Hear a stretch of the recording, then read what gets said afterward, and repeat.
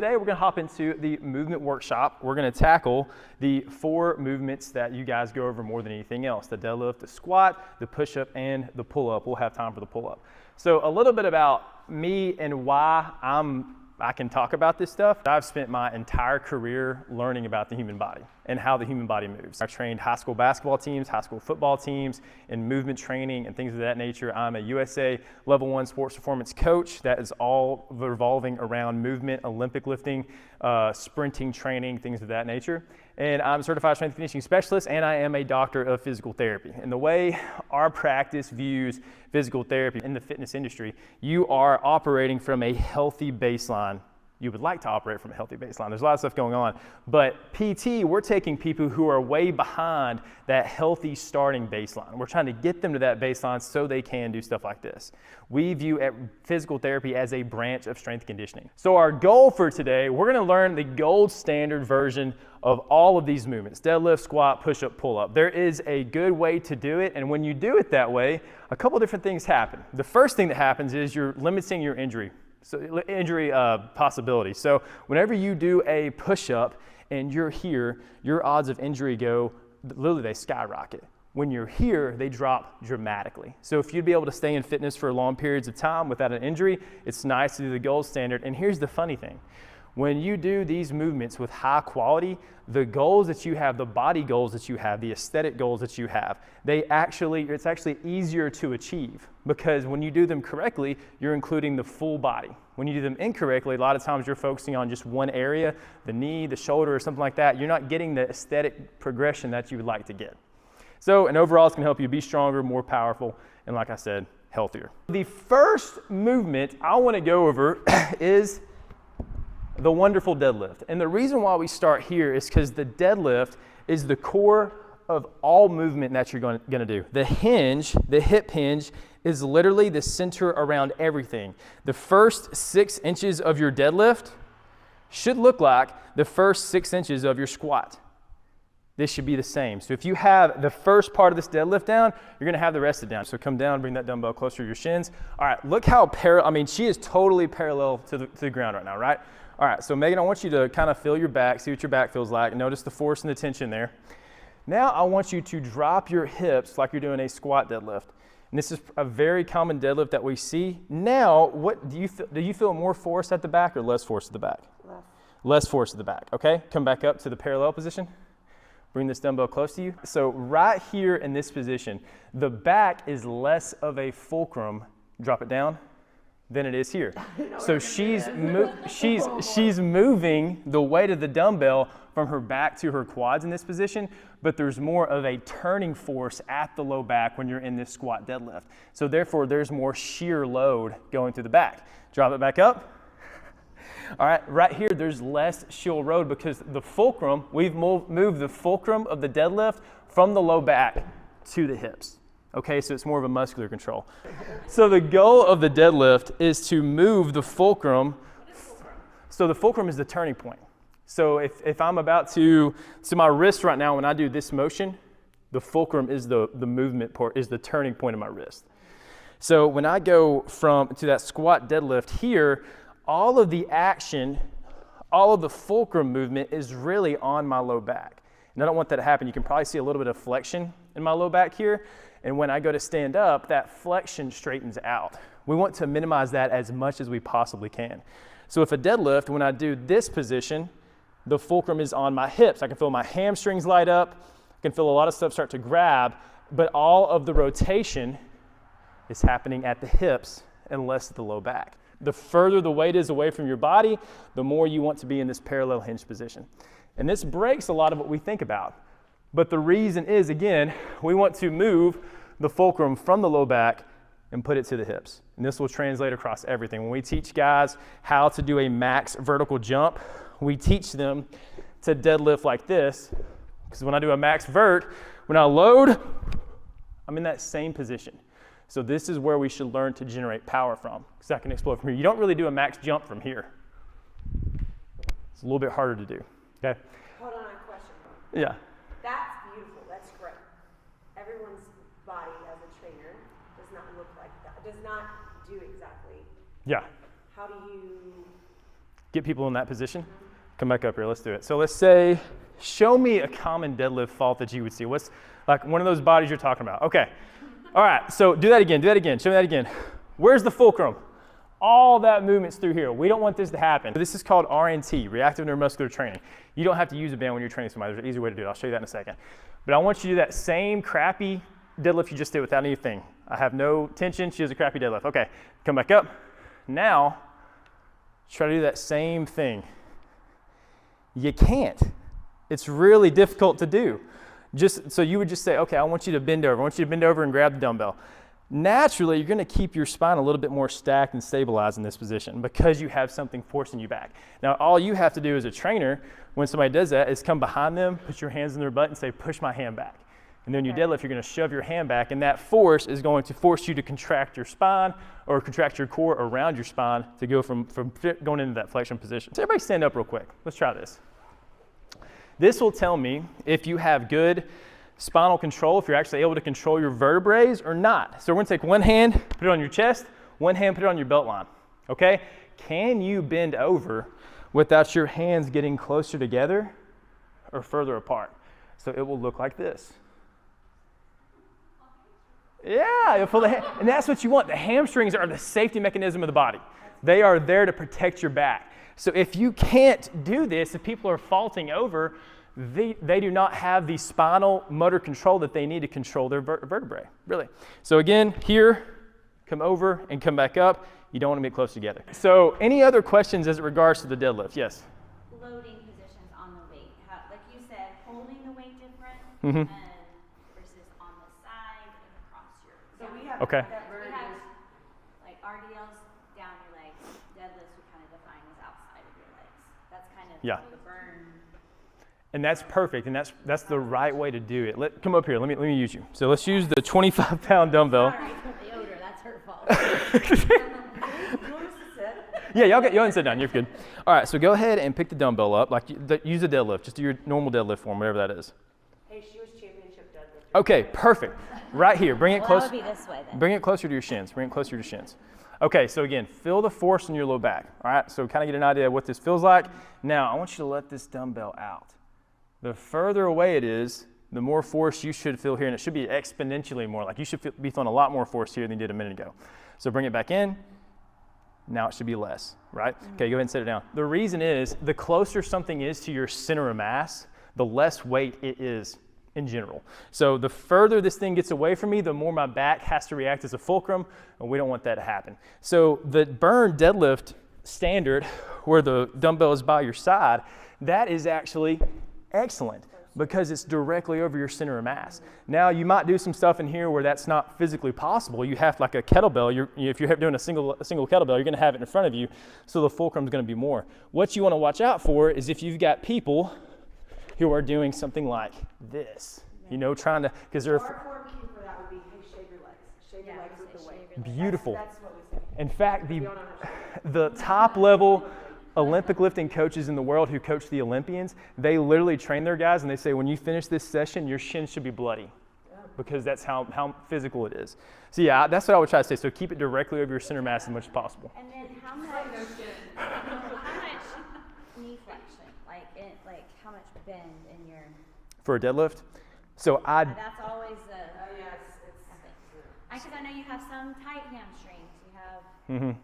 yeah, and that's going to come into play. You go from there. So this is what I prefer to do as a coach. So if I've got somebody who's got really tight hamstrings and they're trying to do a deadlift and I see them doing this motion, and maybe it is because of hamstring tightness, then I'm going to say, hey, keep your core tight. I might come up to them and literally put my hand on their belly to give them some cues. As they go down, if they start rounding right here, then I'm going to stop them. I want them to stop right here. And then over time, as they learn the movement, they're going to get straighter and straighter, and it's going to straighten out. That's what I would try to do. I would. Or you can try different. So if they're having trouble with the weight in front, maybe try it to the side and see how that goes, but I would decrease range of motion. The ideal thing, this is the reason why you have great coaches, is they can help you with this, but the ideal thing when you're doing the deadlift, as long as you're able to, the rule of thumb is if you can shove your hips back, the more you shove your hips back, the safer you are. So if you get to a point where you're thinking, man, I can't really go back any further and this is as low as I can go, maybe that's where you stop. Because we don't want to see this. We don't want all that shear force in the low back. We don't want this beautifully straight back and then here. We don't want to see that as much. I will say this, there is a time to train this because, I mean, if you're picking up babies, I mean, you're obviously going to be in that flexion position. So there's a time to train that. But when you're doing, let's say 150 deadlifts in here, that's probably not the time to train it. Final thing I'll hit on is 3 points of contact.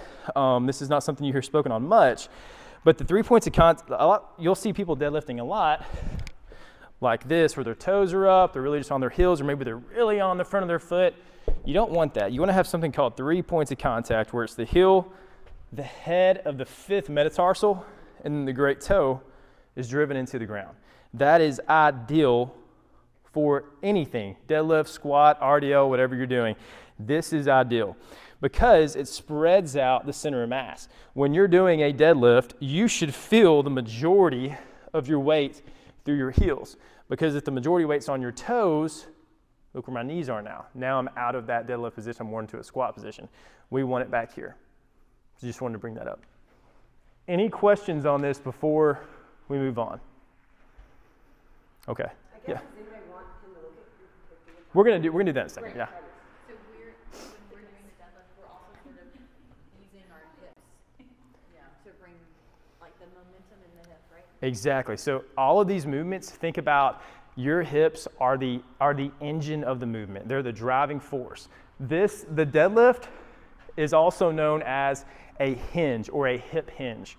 So anytime I'm doing a deadlift, I am thinking about hips back, hips forward. If you think about anything else, what's going to happen is you're going to sacrifice your back position to do it. You try to make it a back movement as opposed to a hip movement. At the end of the day, stick your butt out and bring it back in. That's the main thing. Yeah. And then finally, the knee check. We'll talk about this a little bit with squatting. But if you look down while you're deadlifting and you can't see your toes, you're not in a good deadlift position.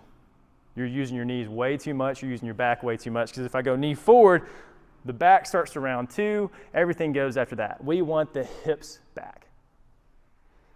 Sweet. All right. Real quick, yeah. on your head position. Next. Okay. Yeah. So have you guys seen any Batman movies? Am I seen? No. Okay. Yeah. Nobody's seen Batman movies. So Batman, his suit never lets him turn his head. So I tell people, you are Batman when you're deadlifting. You can't look to the side. You can't look up and down, because people love to do this right here. all the time? I always Yep. say, take your head with you. Yes. Take your head. Exactly. Oh, what? So y'all look at my back position when I do this. When I do this position, look at what happens with my back. There's some weird curves in it. When I keep my head flat, wherever my chest goes, my eyes go, it's way more stacked. And then versus here, you can see that subtle movement. Okay, moving on to the squat. Okay, this is a big point of mine, and I put get low here because the first thing I want to talk about, I know this is super common, is to do just a parallel squat and then come back up. I want to talk about why we need to go to a full depth squat. We have so much research telling us that when you are at a parallel squat, right here, the femur, the tibia, and the patella are all crunching on each other. They're all in force with one another. They're all on top of each other. When I am in a full depth squat, the tibia, femur, and the patella are actually floating.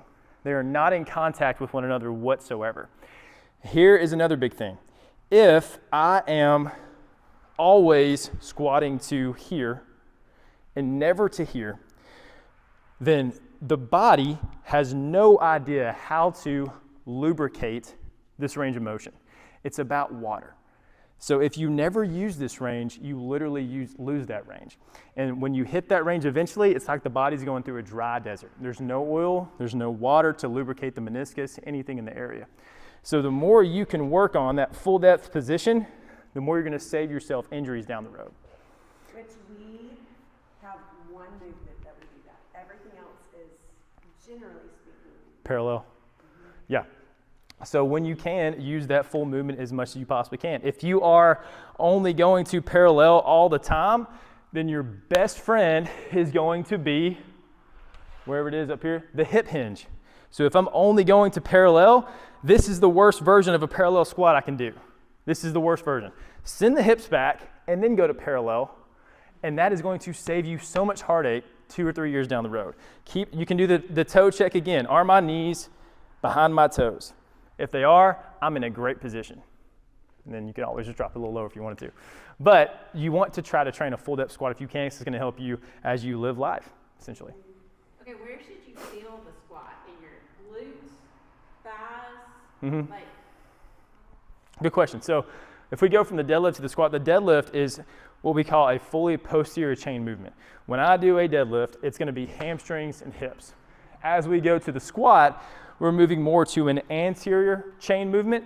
So as I go through the squat, it's going to be more quad dominant. But I'm doing everything I can to load my hips and my hamstrings. So I'm sending my hips back far because that's where all of your power is generated from. The hips compared to the quads, it's like a big V8 truck diesel engine versus a 4-cylinder. That's kind of the difference. So you want to use them as much as you can when you're moving back, but you are going to feel it more on the quads when you squat. Oh, thank you. I'm sweating like crazy. Okay, so another thing coming up is, everybody hop up real quick. We'll do a little bit of a squat so I can show you this. Has anybody ever heard this cue? Drive the knees out. Okay, does anybody know what that means? To drive the knees out. Drive the knees out. Yeah. So what does that mean at the hip? Hip external rotation. Yeah. So let's talk about what this is. Whenever, everybody let's go to a full depth squat. Just sit down there at the bottom of the squat. Yeah. Okay. yeah, that's what I'm talking about. So absolutely, yes. This is actually the best birthing position you can have. It really is. Imagine doing that. It really is, yeah. You can work on that. Please don't birth yet. Literally have a friend who gave birth in this position at home. Oh, she was holding a chair while she did it. It's crazy. Yeah, exactly. I know it, yeah. So that's a great squat too. But in this position, we want to get our knees outside of our toes.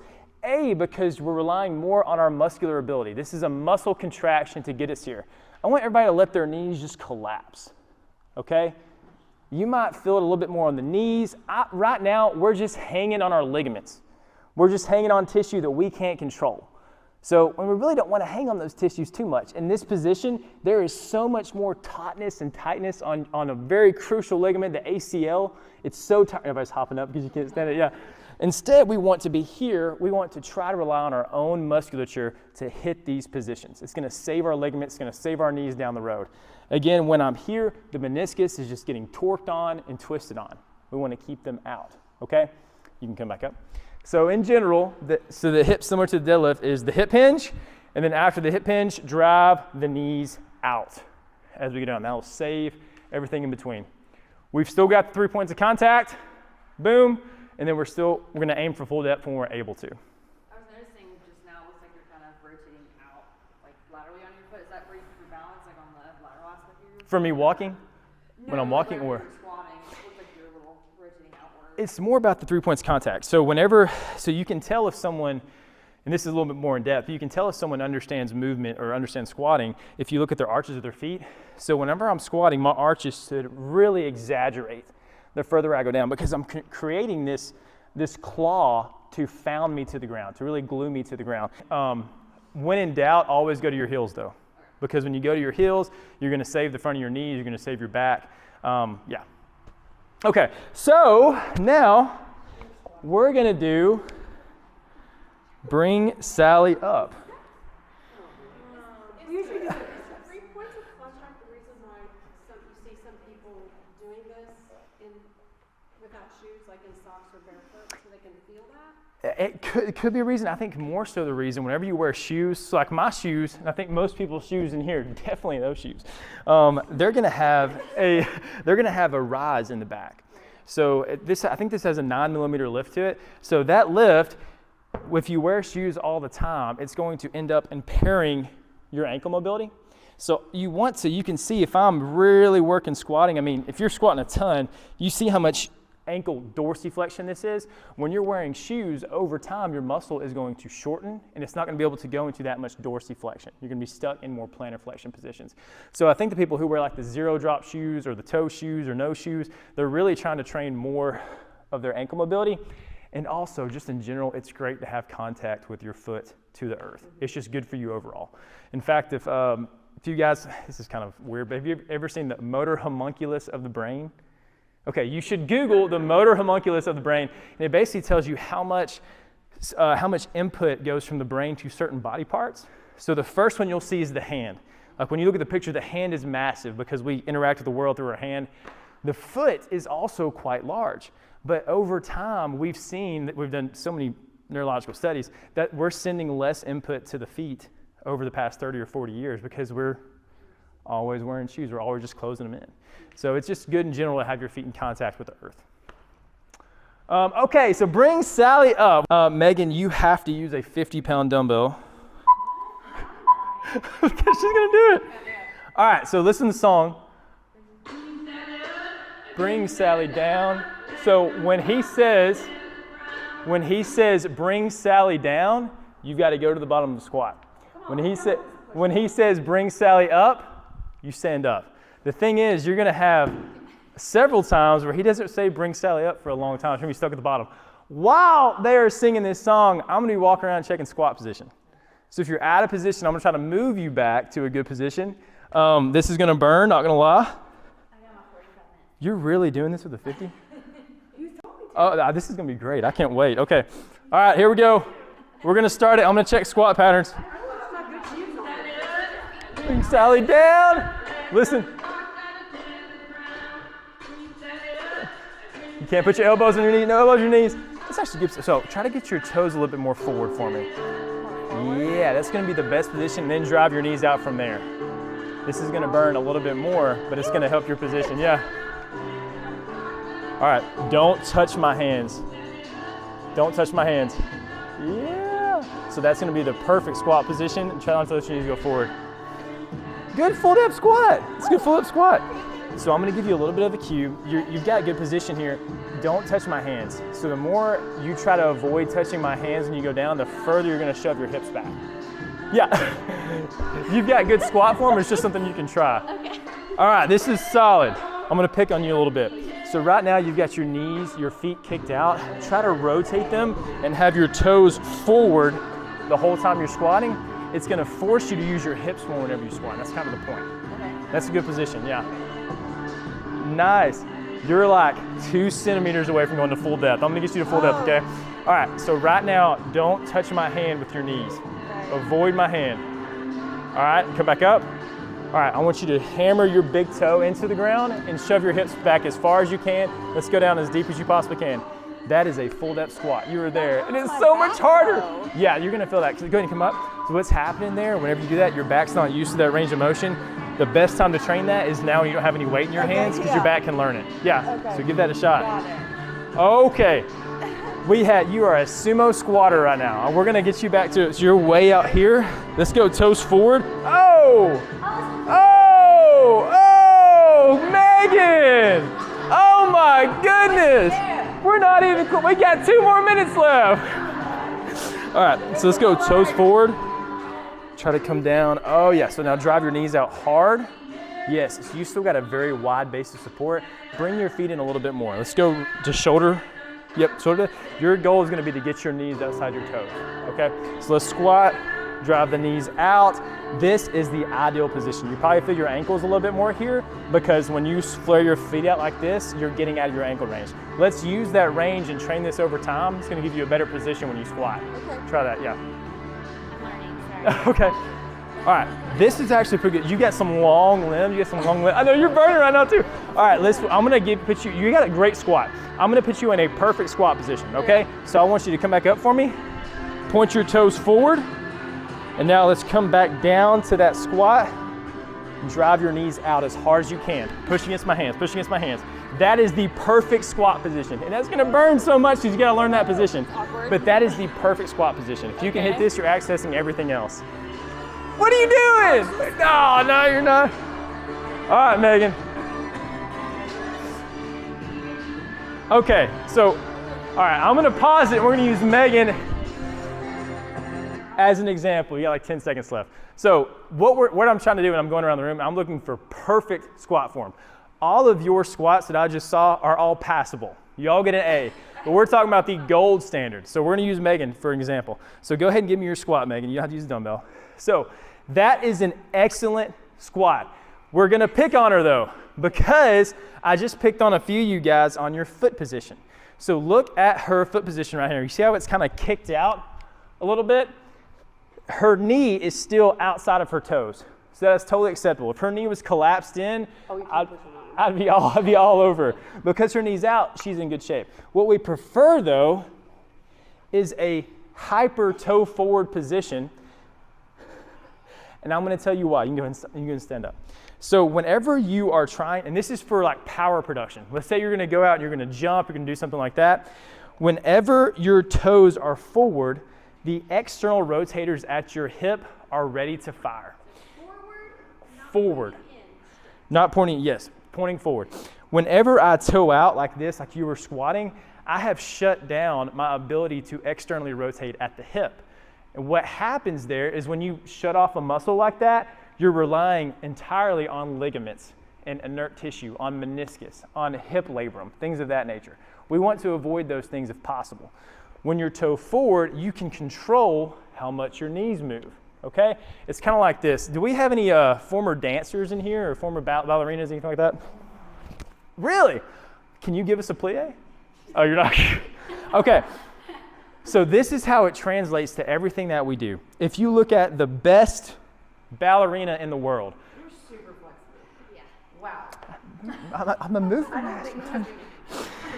If you look at the best ballerina in the world, when she does a plie, she is going to be able to keep her knees outside of her toes.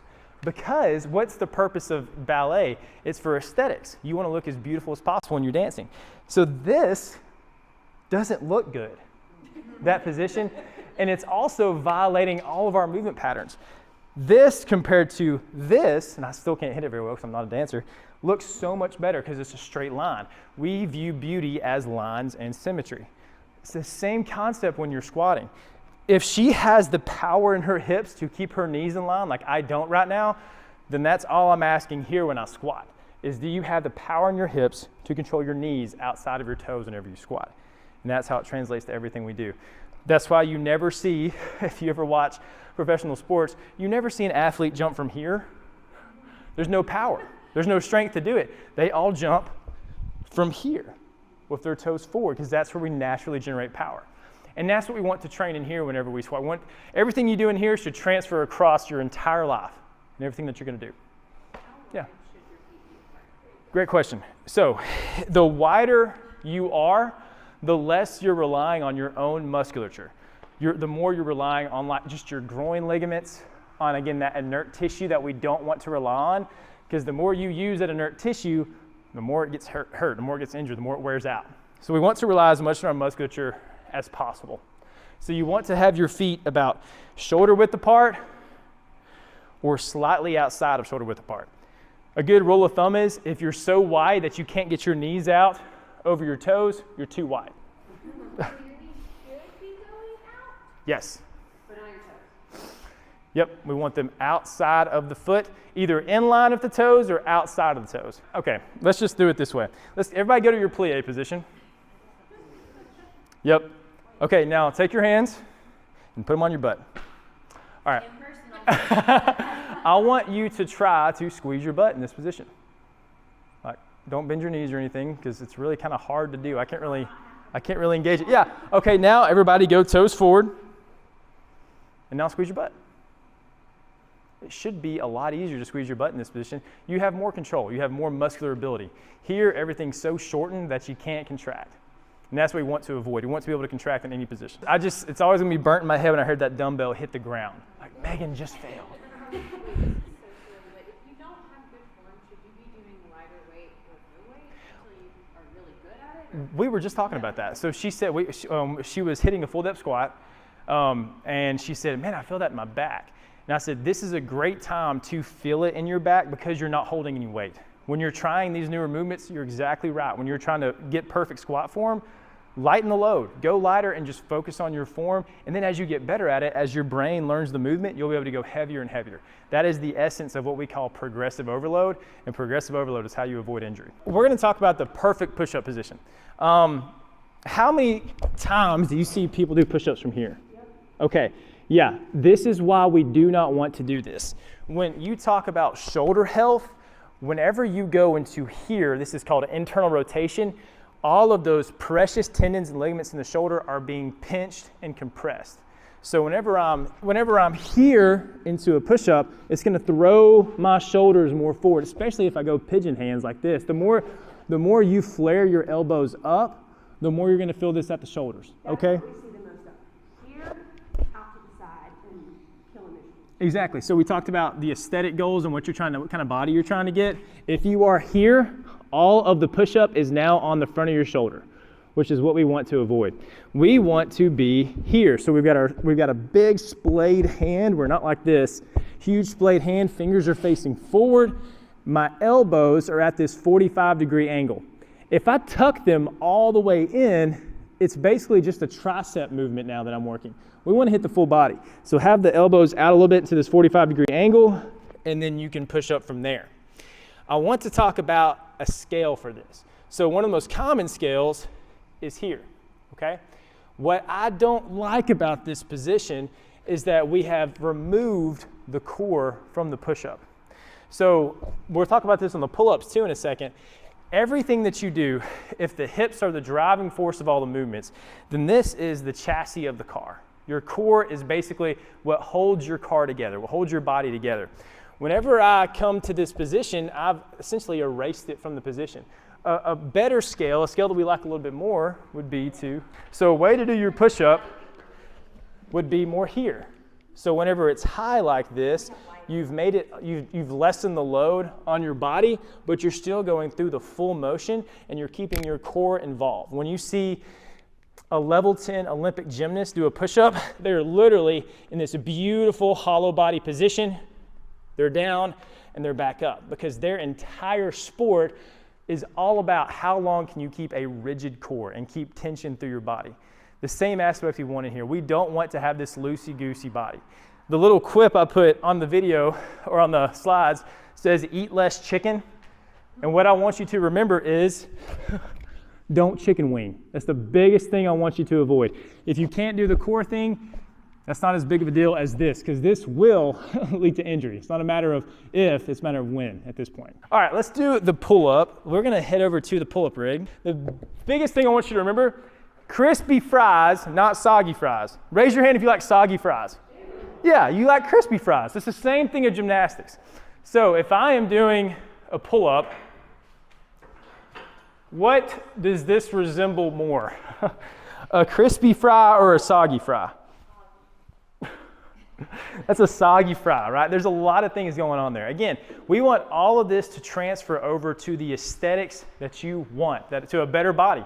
So when you do that, the core is the operation center of everything. So this is crazy. So earlier this year, I started doing a little bit of gymnastics training, and I used the standards that male gymnasts use. This blew my mind. A standard pull-up, I don't even know if I can do it right now. A standard pull-up for a male gymnast is not chin over the bar, it's bar to chest line.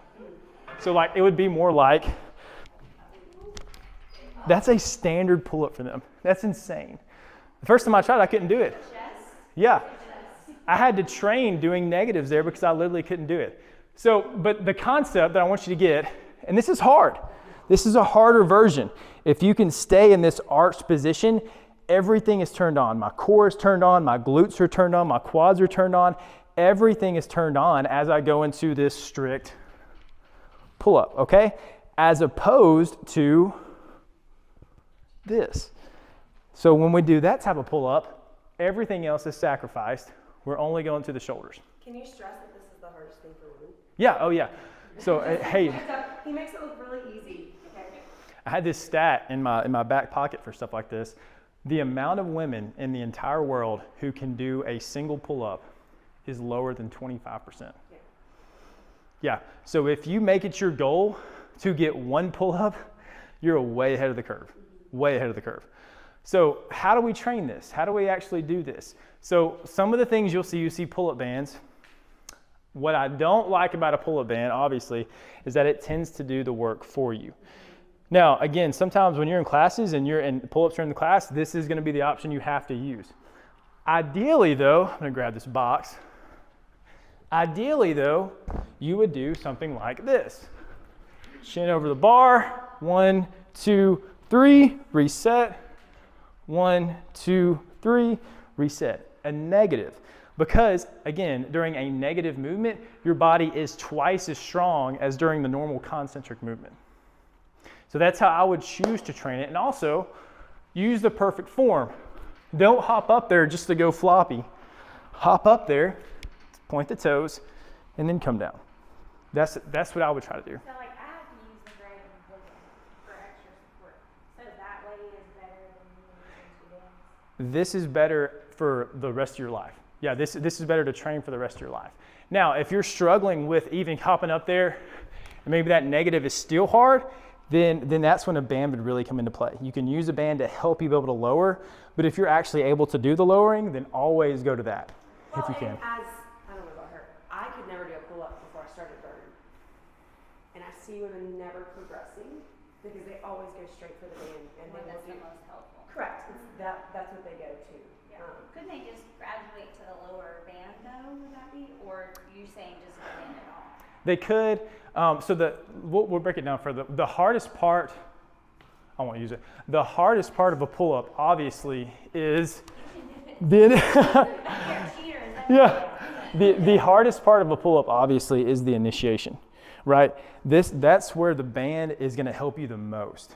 So if we're talking about the goal of actually getting a pull-up, the band's going to be working against you a little bit. Because as soon as someone gets to here, they can almost finish that thing out. If you can get halfway through it, you can finish it out. But here, the band is as tight as it's going to be. Yeah. So that's why you're going to see, and I see this you do too. Women can jump up there and do it, but they start here and they pull up and then they stop here and pull up. It's never a dead hang back to pull up. And to really hit this home, if everybody, because I'm a PT and what we do is we help people with injuries.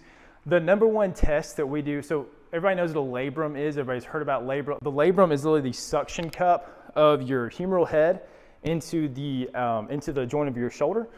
It literally is like you throw a dart to the wall of suction cup. So it's trying to keep that whole thing together. The labrum test that we do, let me see your hand. Let's go this one. Come all the way up. All right, I want you to push this hand to your opposite hip. We've done this before. Yeah. That is the first part of a pull-up. So we're talking about how these things actually help you through the rest of your life. You're training end range, you're training your labrum, you're training your rotator cuff at these ranges. If what Megan said, if you're only ever doing this, you're really avoiding working on your body to where you can avoid some of these things later on down the road. That's why it's important to do it like this. Even if the struggle bus with all of this is the squats, the deadlifts, the push-ups, the pull-ups. If you go to this really good form type of stuff, you're not gonna be able to work. You're not gonna be able to do as many reps. It's gonna be the workout. Trust me, it's gonna be a lot harder because you're trying to do it perfect. But you're sacrificing reps now for a better life and less injuries later on. But it's frustrating to do because everybody else is knocking reps out beside you, and you're like, oh, I want to do it. But I would just make a concerted effort. Say I'm doing this, so in 10 years, my body still feels good and I'm still able to do it. Yeah. Any questions on the pull-up? Amen. What about, because I know I'm guilty of it, I struggle to have a super wide grip. Any movement questions in general? Things that you guys... Where is the power coming from on a pull-up? Where is what muscle? Really, keeping you up the primary mover is the lats. So these, right through here, that's the primary mover is the lats. The funny thing about a pull-up, though, really with any movement, is that you have one prime mover, but everything else is gluing it together. It's holding it. So if you have a compromised rotator cuff, or if you have shoulder impingement where it hurts overhead, you're not going to be able to do a pull-up because the glue that holds it together isn't sticking. So the prime mover can't do the movement at that point. But the biggest mover is the lats. Yeah, the squat. So you be in a hollow hole. In a hollow hold. The reason you... Oh my goodness. The reason we like a hollow hold in this position is because it allows you to stay rigid for the entirety of the movement. Any force produced in my toes, so like if you go into the swinging motion like a gymnast would, any force produced lower, I'm able to transfer that force all the way across my body into the bar. If I'm broken here, I can't transfer force as well. Yeah, so that's why you would want to start here. And this is like, if you take a little 3-year-old girl to gymnastics, it's gonna be one of the first things they teach her, because it's a foundational thing that transfers all the way to every movement you're ever gonna be able to do. How often should you be training this to actually get a pull-up? Oh man, that's a great question. If I was aiming to get a pull-up and I can't do a single pull-up, then I would literally try to come in here 10 minutes before every single class, and I would jump up there and I'd say, okay, before this class starts, I've got 10 minutes. I'm gonna do 10 of these. Just 3 seconds down. And then you always have to take a litmus test. So if you can't do a pull-up, hop up to it. How close can I get? Okay, that's it. That's where I gotta go. And then every week or so, at the beginning of each week, hop up there. How high can you pull? Maybe you get a little bit higher this next time. And it's all about just seeing that progress as you go. But use the time you have during the day, 10 minutes for a class, hop in there and try to do 10 pull-ups or 10 negatives. This is literally, if you could pick one movement to train, this is such a good movement. One of the greatest indicators of independence later on in life is actually grip strength. So who has the strongest grip in the world? Climbers, because they're always hanging on to something with their fingers. Pull-ups are a standard of climbing. So if you look up and you're 85 years old and you have a grip strength that's 10% greater than your age, then the odds are you're gonna be able to stay independent until you die. The thing about working out is you can't, nothing you do in here, there's hardly anything you can do in life to actually extend your life, like live longer. But everything you do in here is gonna help you be independent until you die, as opposed to losing your independence and relying on everybody else to help you. None of us want that. Even as a trainer, it's like, the form is terrible, but they're finishing their reps. So we'd rather you slow it down, not finish your reps, than yes, absolutely. Yeah, I think the biggest thing on that note is, and you're competing with every person around. Oh, I gotta beat him.